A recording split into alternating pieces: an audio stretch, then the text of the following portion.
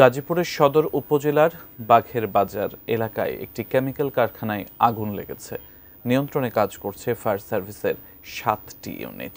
সেখানে আছেন সহকর্মী শিহাব খান, জানিয়েছেন সর্বশেষ পরিস্থিতি।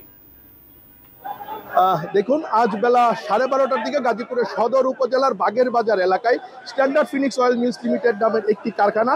এই কারখানায় কিন্তু বিভিন্ন ধরনের কেমিক্যাল পণ্য, যেমন মশার কয়েল, মশা মারার অ্যারোসল সহ হ্যান্ড ওয়াশ এবং বিভিন্ন ধরনের পণ্য কিন্তু উৎপাদন করা হতো।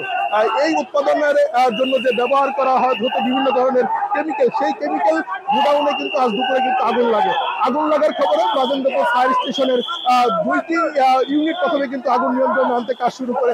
পরবর্তীতে এর সাথে কিন্তু আরো 5টি ইউনিটে পরবর্তীতে যোগ দেয়। এখন পর্যন্ত 7টি ইউনিট কাজ করছে বলে জানিয়েছেন গাজীপুর ফায়ার সার্ভিসের উপসহকারী পরিচালক মোহাম্মদ মামুন। তিনি জানিয়েছেন যে আগুনের ভয়াবহতা এবং আগুনের তীব্রতা এতই বেশি যে আগুন মানে গাজীপুর সদর উপজেলা সদর থেকে গাজীপুর শহর থেকে ফায়ার সার্ভিসের আস্তে আস্তে কিন্তু আগুনটা কিন্তু ব্যাপকভাবে ছড়িয়ে পড়ে কেমিক্যাল গোডাউনগুলোতে।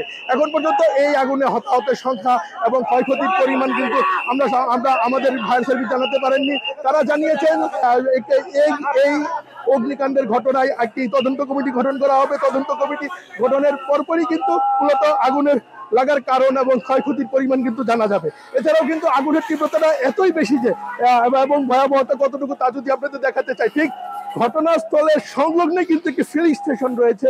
এখানে প্রচুর অকটেন, ডিজেল, পেট্রোল কিন্তু মজুদ রয়েছে। এই আগুন যদি এই ফিলিং স্টেশনে ছড়িয়ে পড়ে তাহলে কিন্তু আগুনের যে তীব্রতা বা ভয়াবহতা বা হতাহতের সংখ্যা বাড়তে পারে বলে স্থানীয়রা ধারণা করছেন। এই ছিল গাজীপুর থেকে আগুনের সবশেষ।